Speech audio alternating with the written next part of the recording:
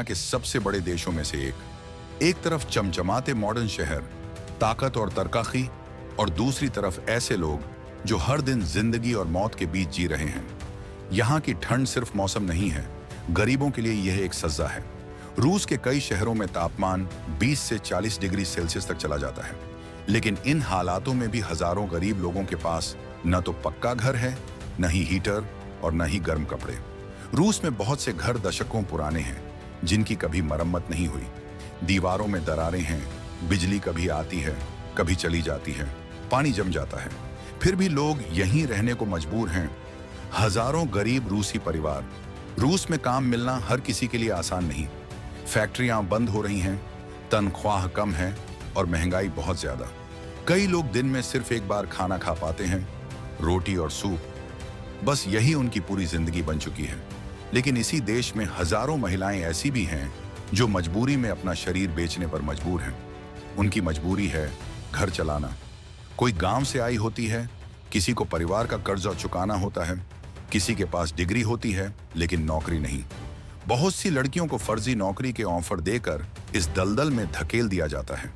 Hotel job, modelling, massage, नाम अलग होते हैं लेकिन काम वही। यही इस जिंदगी की सच्चाई है, यही दर्द और परेशानी। हर रोज नया क्लाइंट, हर रोज नया डर। किसी को हिंसा का डर, किसी को पुलिस का, और सबको अपने भविष्य का। मेडिकल जांच का खर्च खुद उठाना पड़ता है क्योंकि सुरक्षा की कोई गारंटी नहीं। अगर बीमार पड़ गई तो काम बंद, पैसा बंद।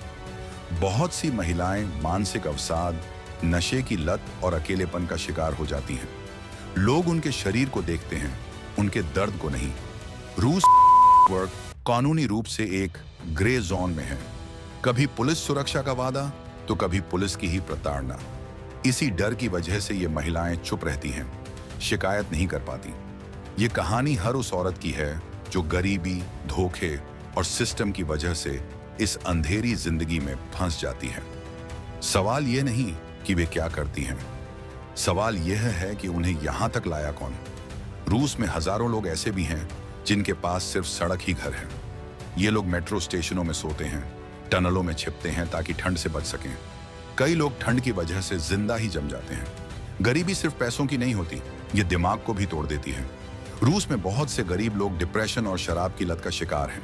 नशे में अपना दर्द भूलने की कोशिश करते हैं, लेकिन जिंदगी और भी बिगड़ जाती है। सबसे ज्यादा नुकसान बच्चों का होता है।